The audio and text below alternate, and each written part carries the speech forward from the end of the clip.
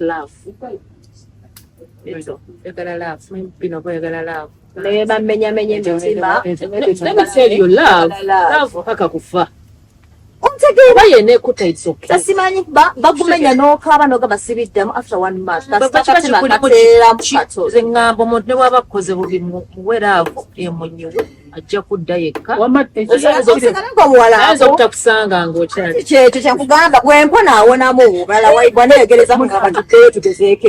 Most people think that relationships n'otekayo okugulu kumu okulala. I tell you, no situation should change.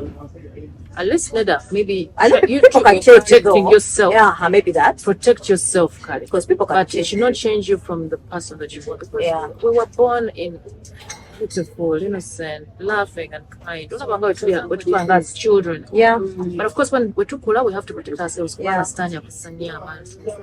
So we need to. Somebody should accept us the way we are. Yeah, and but before they accept you, accept yourself. It starts with you. So when you accept yourself, what are you trying to say? Give me an example. We are getting more new seeing what you are doing. So, for example, if that person breaks your heart, the heart breaks. We are getting when you're like, be selfish. Better selfish mukonga agende walala. Agende si wowo. The heart breaks Nava. You've never like no mugamba. We almost waste time. Heart breaks it. Let's talk about it. Like what went wrong. Do you? Like we all have to speak. By the way, it's better. But these are most meant to but the closure we need. Closure. You know that? Of course they don't. Kati gokolota ipike bwomala kugenda naye nga ipike safa kuno nedanza kakule kati nze kinyamba simbobi I pray about everything so mukama nagamba tingaze sala raka zangezi nkabira katonda omuntu ono bwampadde mutuufu oba ndina kintu simubobi obusungu babonesa kakati ogenda okulanga mukama akoovako webakana akoovako ewesonyiwa ekinaakulaga omuntu ddala mu butuufu buli kimu ekimukwatako ovaayo ng'afunye revelation Sister Wilson Bugembe talked about it. Like oberanga munaye bwe yava wano n'agenda princess yava wano n'agenda omusazi oli balina abaana basatu yakulimba tumanyi kyoba bye tubifunye nnyo ebimu n'abaana basatu kyala we bwati era bw'ajeera oluusi ne bagamba omuntu oyo wadde alina omukyalo oyo balina abaana naye yebbaawo kati now that is another one alina abaana ameka naye yebbaawo bagenda kuyitako omulweka nze nedda nga tebakugambye nti right now because yebbaawo ogende ng'odduka no that's not. You have to wait for God's time. Before you know it, these people get issues. Since you're posing, many abantu ambakola mistake never get as many simani babyangu. I know babyangu. No, God is going to do everything. Achikuwa de ya chitani kagenda chimaliriza. Or you know bali kamu. Let God's will be done. Do His will.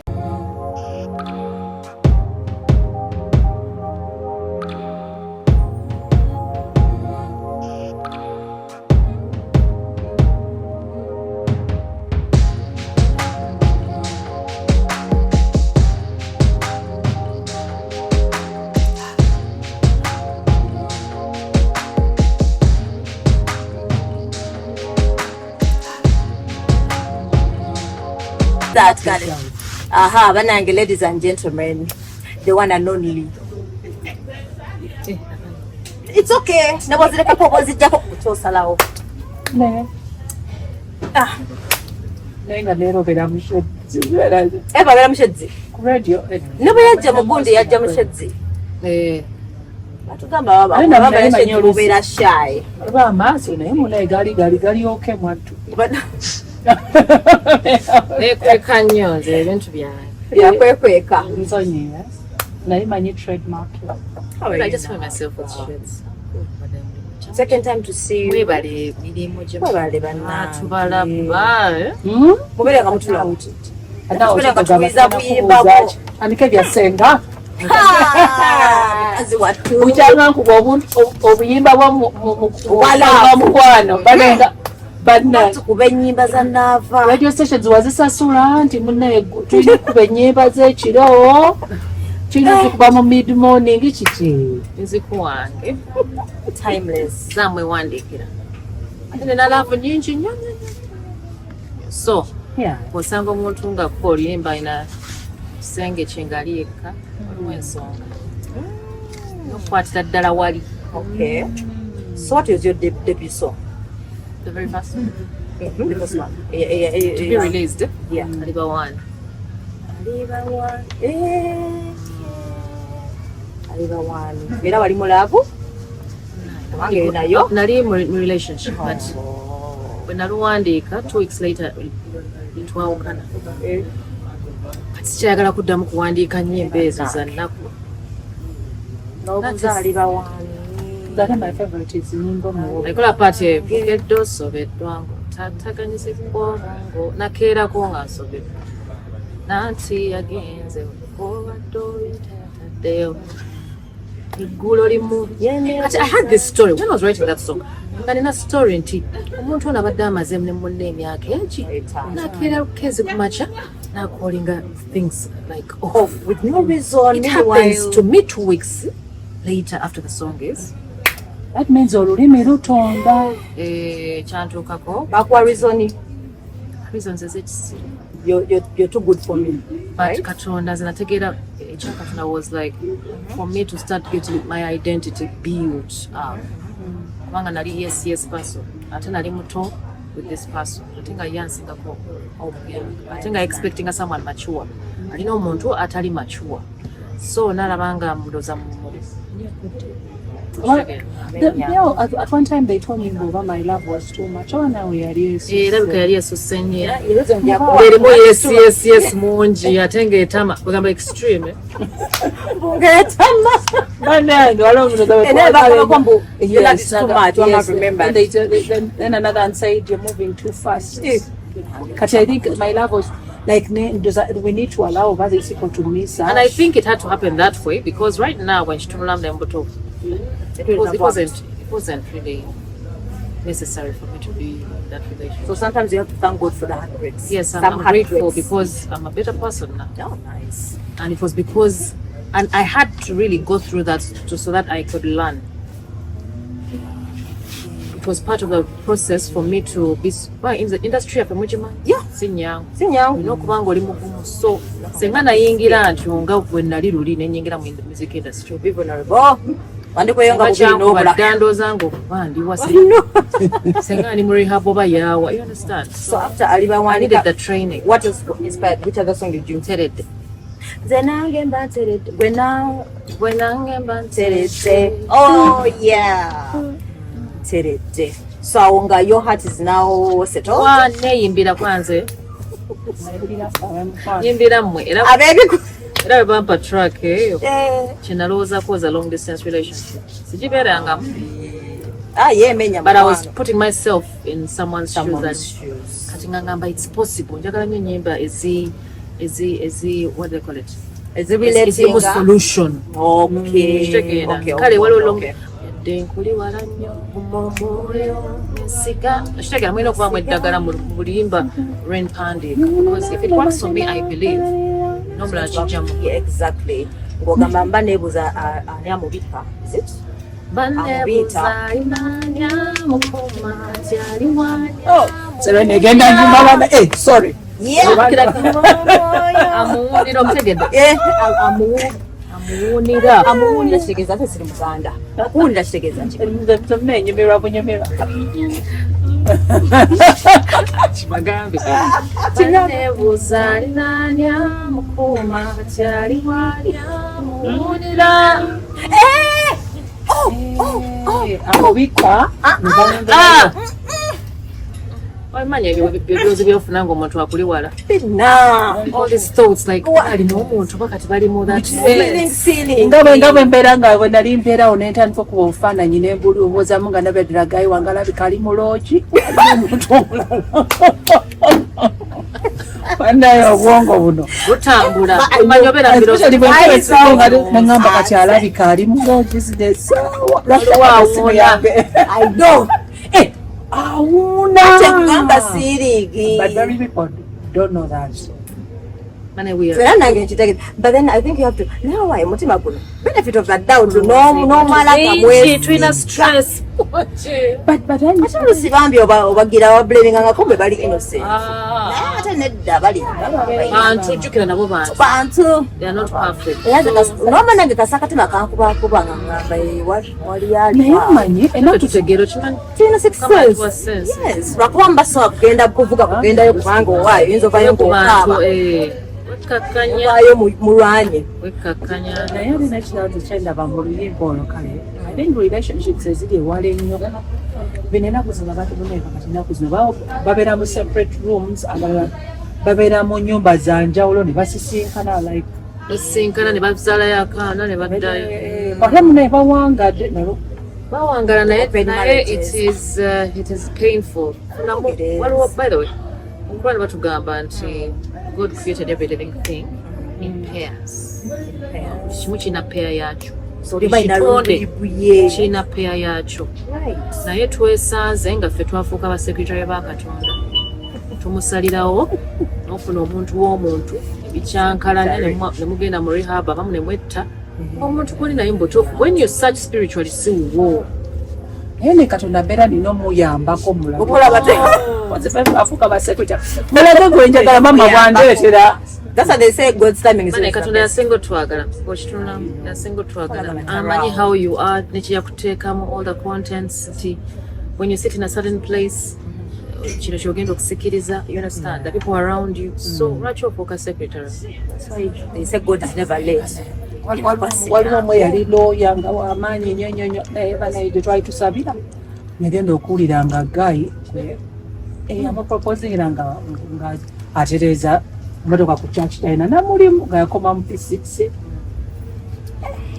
naye munaye baawangala kumbe nga mwe mwalimu ate in most cases omuntu wo muli mu childhood atera okuba nga somewhere around the corner abakoreya bazanya nnyo gundi ezo whereby omuntu abeera always there kula and you know what tabawala breakfast omukazi yagamba baneeno ono kunanjozi nga yali serious agenda mmoozi naye ng'ate yina agamba njozi naye ate munnange mwemwali omukisa gwe senga Katonda lwaki yamugamba kale mufumbirwe soon mwe muli omukisa gwe you know kati ogamba bwotyo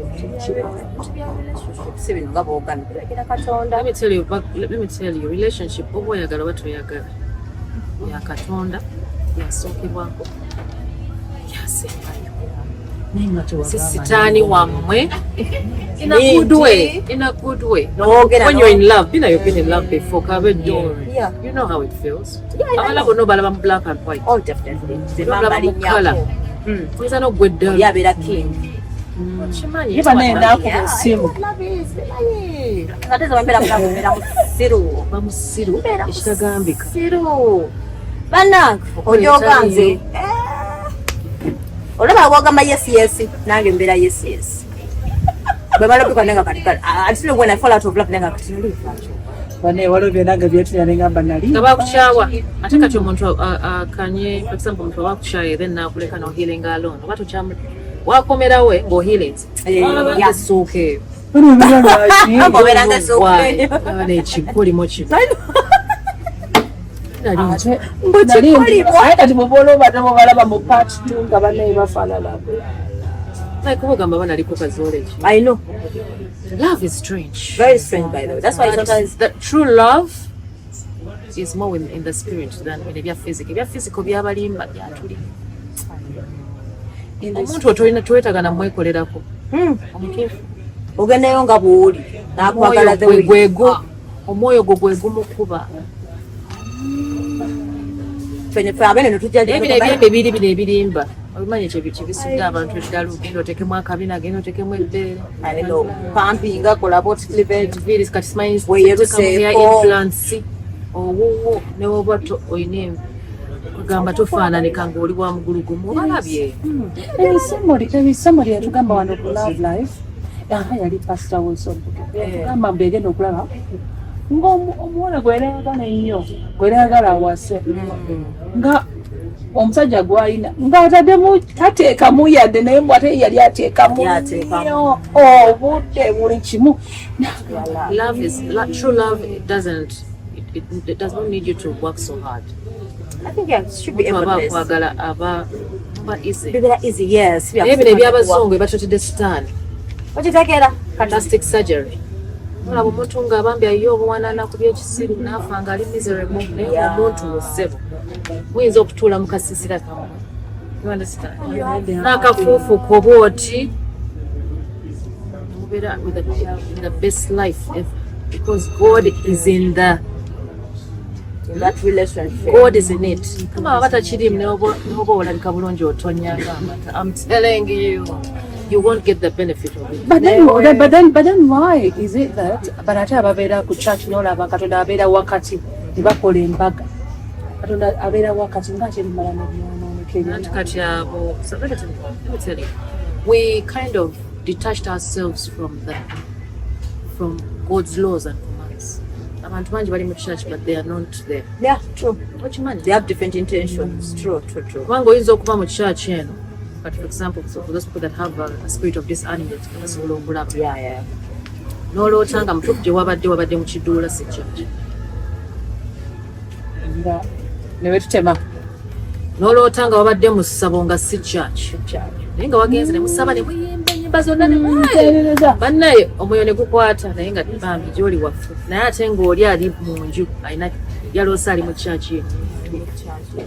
Maybe what I also realize is that waliwo church when agenda nekomawo abala bonna basanyufu nga nze nyiize nzeka nga nfunayo omwoyo gwakunyiiga. Yes, and then that's how I also moved now. So those places of worship are not what we see. That's why God has given us the spirit. Mukama yatuwa emyoyo gino because he knew that the body would be weak and the body needed guidance, and the guidance we have is the spirit. God is spirit, so we communicate to God with the spirit. Wow. That's how we find guidance. Nemmanya nti kati ono yazze n'agamba nti anjagala naye alimba. But how do you get that? Walking in pure form, in righteousness. Weetukuza. Okwetukuza kuno tebakitunyonyola bulungi. Weetukuza n'ogamba kati sigenda kukola bwenzi, sigenda kunywa mwenge, sigenda kukola Katonda by'aŋŋamba. Kwe kufuna amaanyi go. Omuntu ne bw'akuba agenda kukuloga akola backfire ne bitakwata. Tuli mu nsi bannaye. It's spiritual world. You have to keep praying. Era waliwo n'agamba. And not just pray. God has to guide you to that. Exactly. God has to guide you. Waliwo abagamba nti nze eddogo terinkwata era nga seriously basiba basindika amalogo naye nga tegamukwata.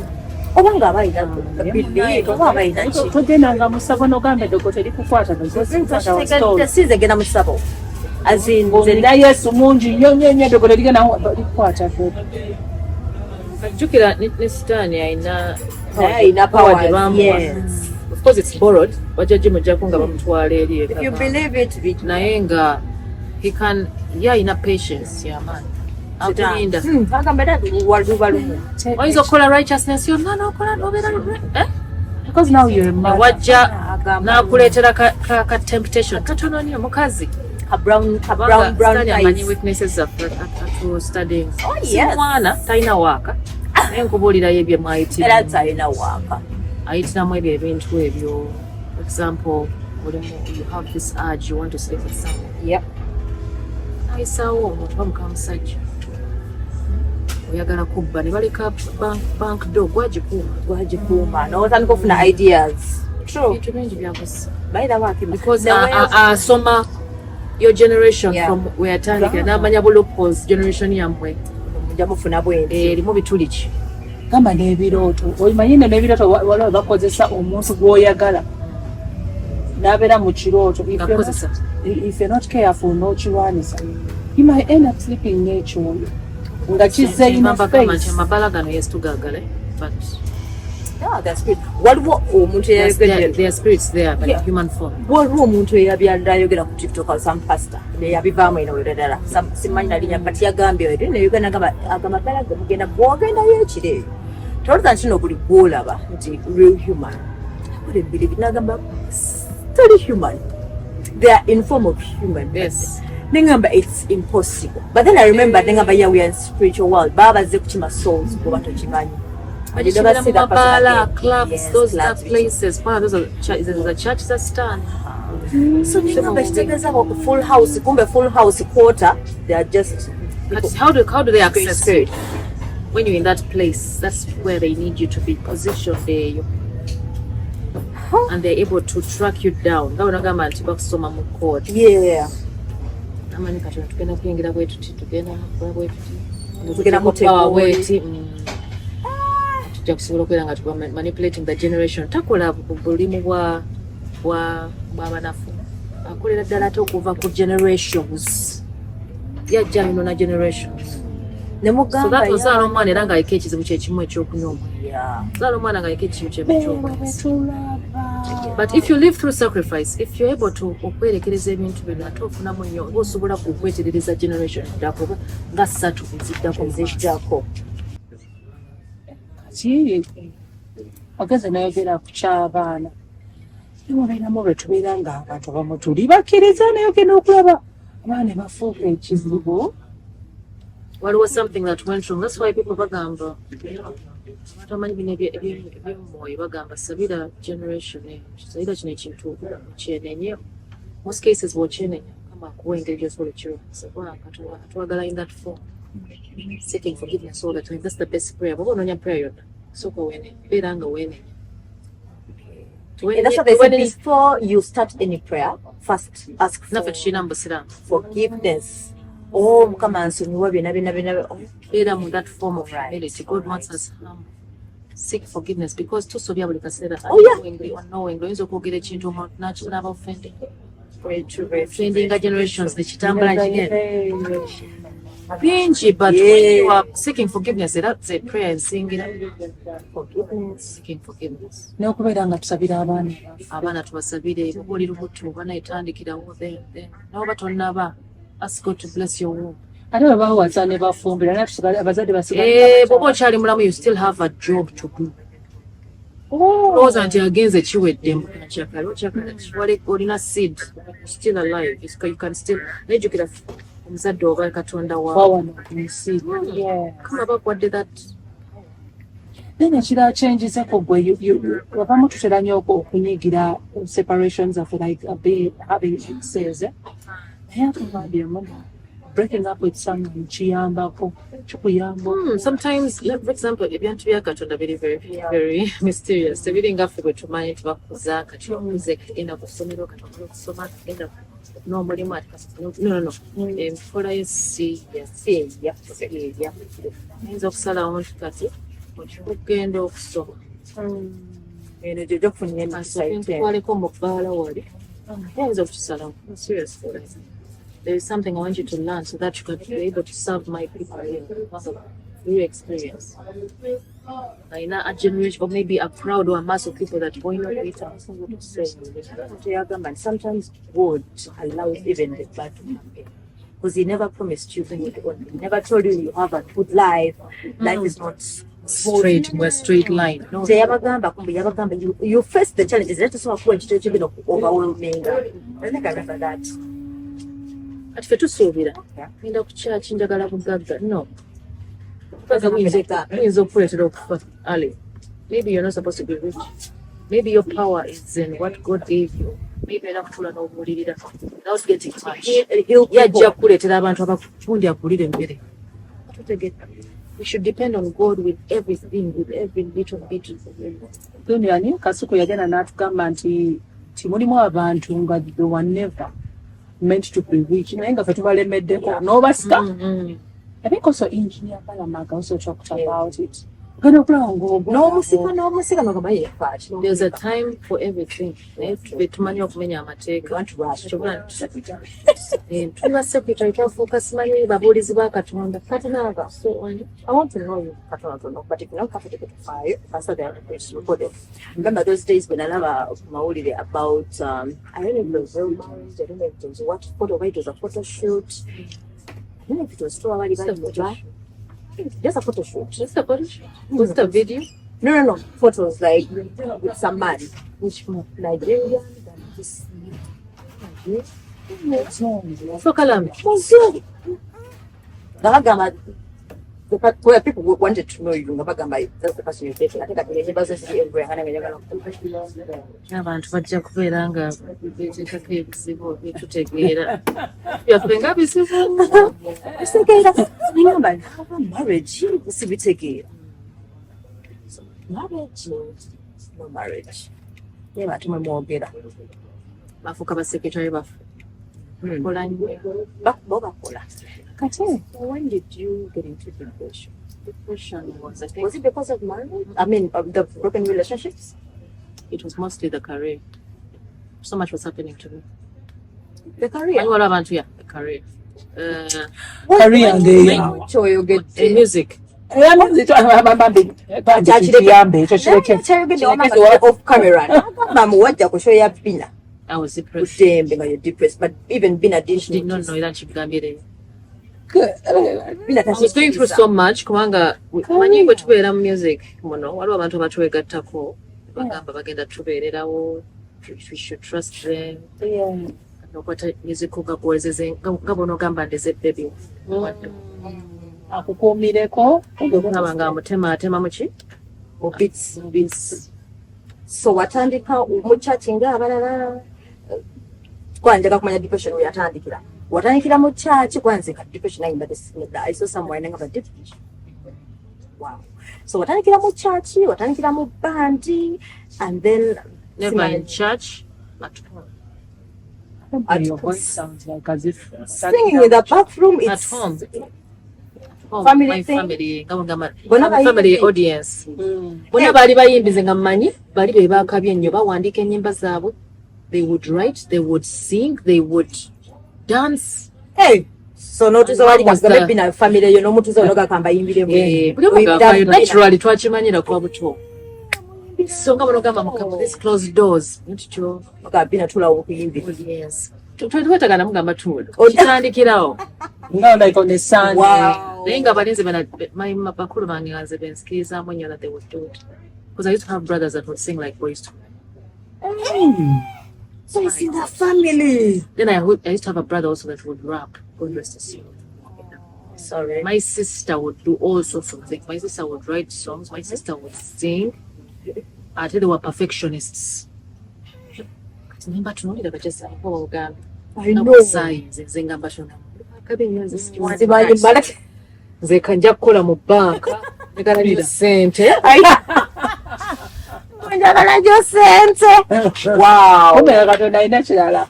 jjukira bano ne bagenda ne bafuna other professions naye nze nensigalawo negamba Katonda who's going to take the music because it's still part of me. For some reason, why is it still ringing in my spirit?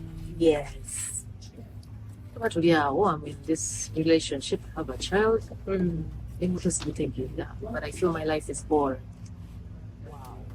I'm asking God, give me a chance. Like I need to do something about my life. Yeah. Music comes to me. That's the project Fame competition. Oh yeah, remember. Nava. Emanya, this is it. This is a God door. Speaking. At just how old were you then?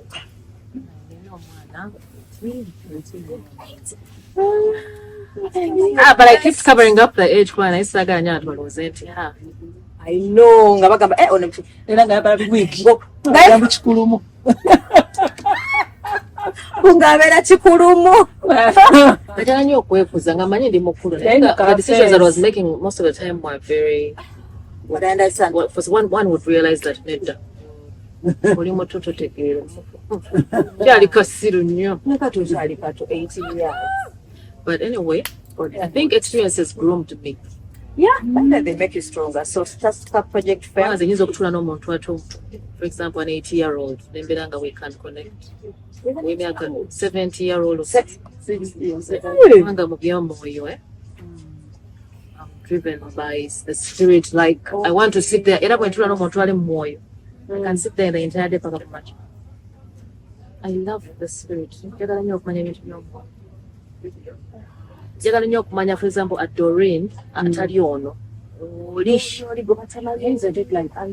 I like to take that journey. Might we cover up so much? Oh yeah. And it's okay because we are protecting ourselves. We need to, you can't show everyone yourself. Friends of taking it for granted. But your actual self is actually your power. So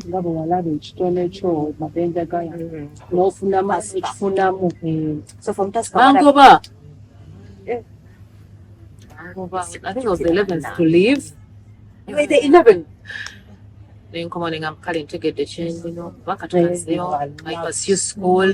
Then maybe make a salon, yeah, what to go with you, then make a degree kanga accountants. Try to make it ensi twali tulabanga bannange watuuza Uganda. Ani mama akabi abawangula bana Uganda yawangula. Nandi taliyo tetumanyi gyali baliso. Twagala Nava. Ensi weebeera. Nali manye ekyange kiwedde. Ebirala. No bakajja account. Bana isagala na experience obeera mu nnyumba nga sina family yange. Okay. I can't, like I've never been away from my family. I understand. But I was depressed, I would cry, and it would be like one night and cry. So how did So you you started feel? pursuing? Anyway, it was a relief when they threw me out. Oh, relief? Actually, yeah.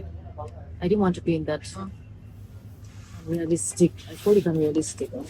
One way or another. It wasn't the real life. I think our girls were here backing, we're like, Nava.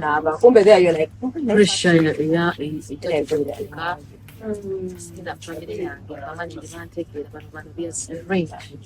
Did they allow you but not like it's very nice and you have to go to a room. Call them, that is it. and your information is not tapped? They have to tap it. Yeah, And what true. if someone from the outside, they have to cut the phone. True. But anyway, it was a good experience for me because I wouldn't be here if it wasn't there. I needed a bit heavy. I needed a pressure. So, Yeah, yali yamase. I think that yeah, was 2017. yeah. Not what 2017. 2017? 2018.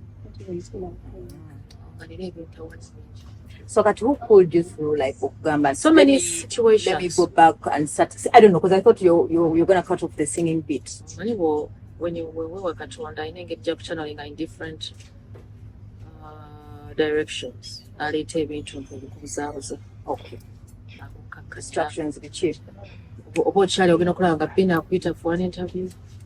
Namba okubuzaabuza, manyi tulina okubeera mu mbeera Yeah, because for what yeah, people are calling. Do you remember? You.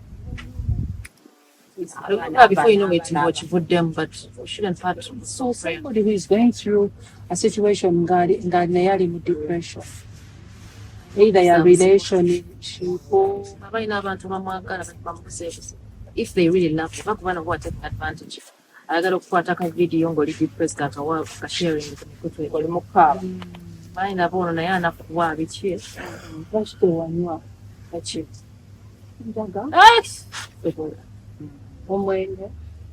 there's nothing there by the Njaga njaga for what? You get depressed before you know it. With the njaga, oli mu rehab. Ulambo, something else is using that. Okimanyi nti bw'onywa ebintu ebyo waliwo emyoyo gy'osikiriza nejja negikutuulamu negikufugiramu. Before you know it, from alcohol another sin comes. Genda webake n'omuntu, another sin comes. Homosexuality, another sin. Kuba kiri ekibi kisikiriza ebiri ebirala byonna ne bakufuula emisansa.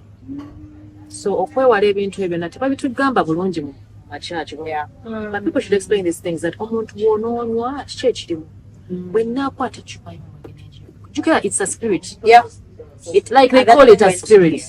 Kikuyinga. Tukasita kituula mu step is supposed to be made clean. Yeah. Kisikiriza spirit of prostitution, kisikiriza obubbi, kisikiriza anger, gino gyonna myoyo.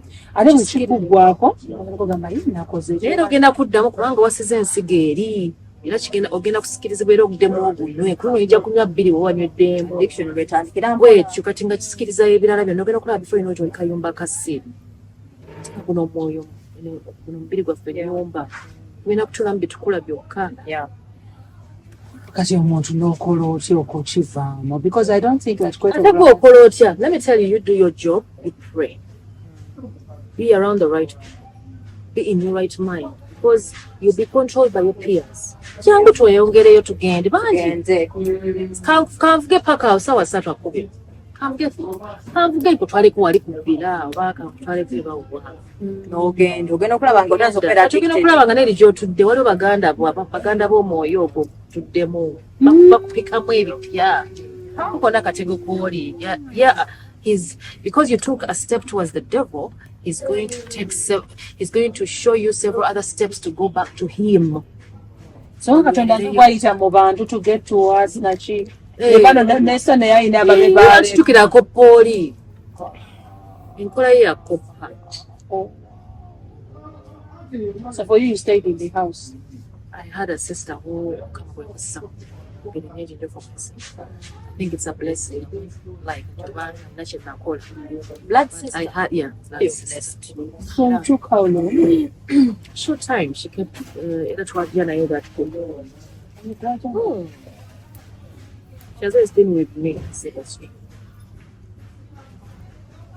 Yeah, when you're very patient with you, never walk in the flesh. You just try to. That's gonna go. When you're in your right mind, she never got tired. Yes, at one point she got tired. It was too bad. But because there's that closeness, the bagamba, those that pray together stay together. She stayed. Something that I'm still not understanding, Nava. Because I still want to know you a bit. For real. The depression victim. Because there's something that's been mentioned where, like, first this side, if I find it, now everything is moving smoothly. No, we have to have your car. You don't. Well, somehow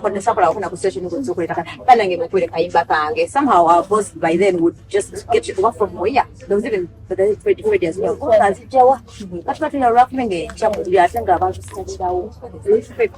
So I'm not understanding, like, the depression you have. music industry, like that industry, yeah. The pressure, yeah, industry. So like you felt like you're not loved. You try to work. So family wasn't enough. Okay, let me give you a scenario. What about the cow? Are you worried? Very worried, and then you depression sets in. Worried about something, anxious. Anxiety. Whatever they call anxiety. You have the answers to kick that anxiety out. But for some reason, the answers that you have are not strong enough to kick that anxiety. Whatever they call it. Answers on that. Oh, collaborate. Oh, pray about it. You still have a chicho around the heart. It's heavy. Heaviness. That is not just depression. Sometimes it's even a spiritual attack. Okay. And to deal with it, most cases, these are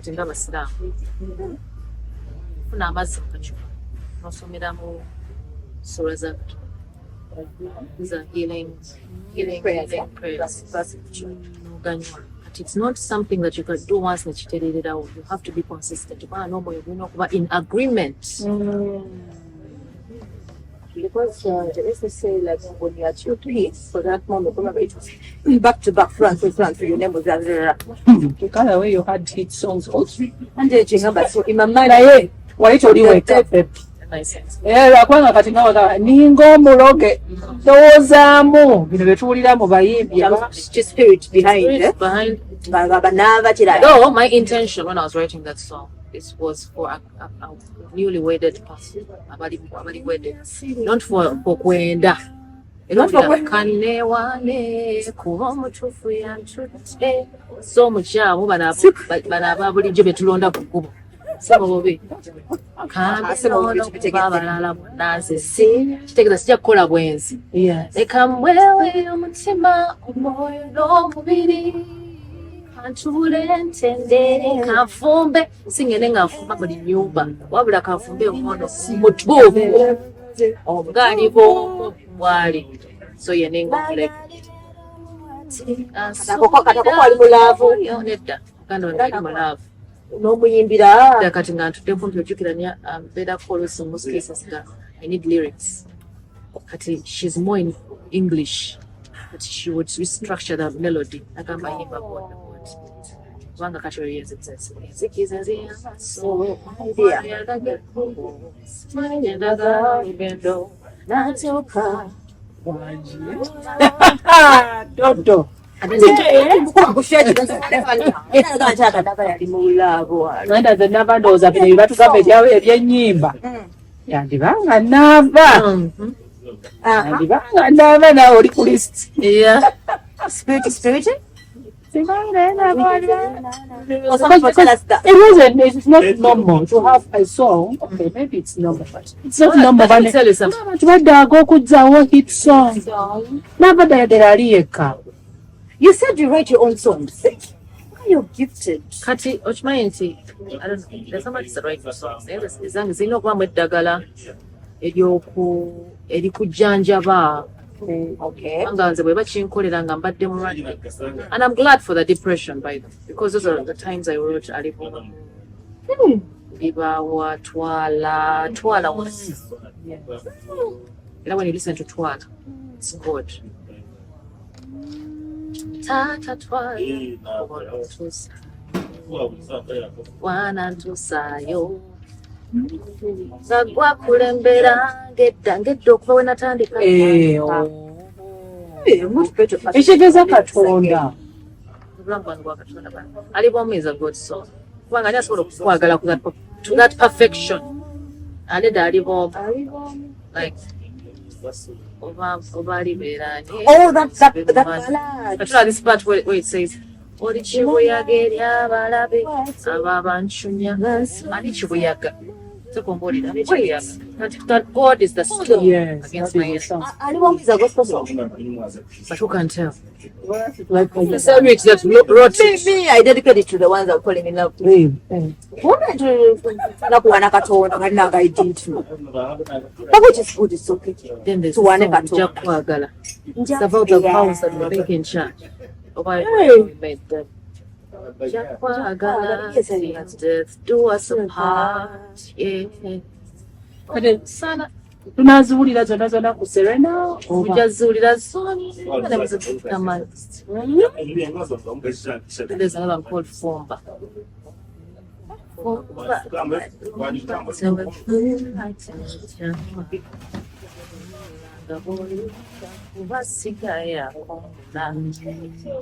That song I wrote before COVID, slightly before COVID, nga simanyi nti kugenda kutuuka mu kiseera ekipowa. So it was like a prophecy song.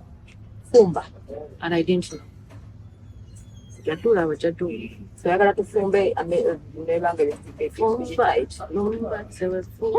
Nasimai tukenda kwenda mukasera kwekyawa so kumufumbe.